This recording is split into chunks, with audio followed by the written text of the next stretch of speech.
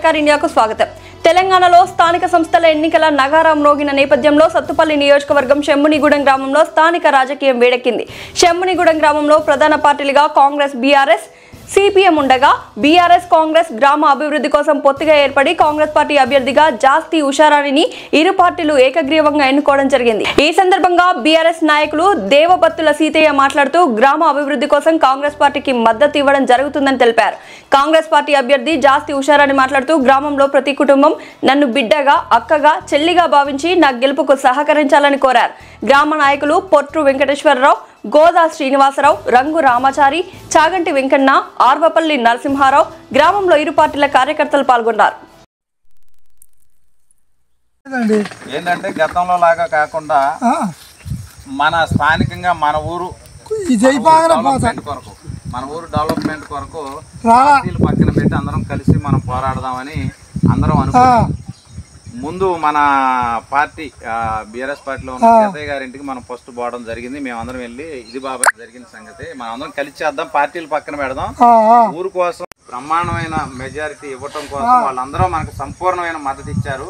వీళ్ళందరికీ మనం ఒకసారి క్లాప్స్ కొడదాం. ఊళ్ళో కొన్ని సేవలు చేశారు. ఏరే గారి కుటుంబం స్కూల్ బిల్డింగ్ ఒక 10 ఇచ్చారు. మన ముద్రాజులు పోవడానికి కూడా దారి కూడా ఒక 3 ఎకరాల నాయకులు కూడా కాడికి ఎడగొట్టి కుటుంబం శ్మశాన మాట కావాలని కేసీఆర్ టైంలో పెట్టి దానికి కూడా మళ్ళీ సహకరించారు. ఎవరు ముందు రాలే కథ ఉన్నారు. కుటుంబం నుంచి మనం ఇక్కడికి విచ్చేసిన ప్రతి ఒక్కరికి పేరు పేరున నమస్కారాలు.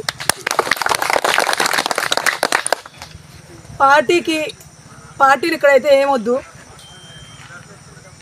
కాంగ్రెస్ అధికారంలో ఉంది కాబట్టి తరపున పోటీ చేసి మన ఊర్లో ప్రతి ఒక్కరికి న్యాయం చేయాలి, ఇల్లు లేని వాళ్ళకి ఇల్లు ఇవ్వాలన్నదే ఫస్ట్ ఒపీనియన్.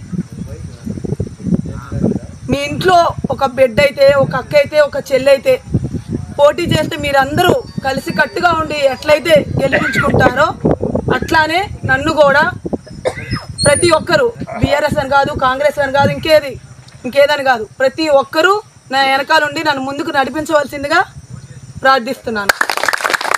ఈ పంచాయతీ ఎలక్షన్లకి సిద్ధం కావటం కోసం మనం కాంగ్రెస్ పార్టీ తరఫున మేమందరం కాంగ్రెస్ పార్టీ సభ్యులమైన మేమందరం అనుకొని కొన్ని నిర్ణయాలు తీసుకోవడం జరిగింది. ఫస్ట్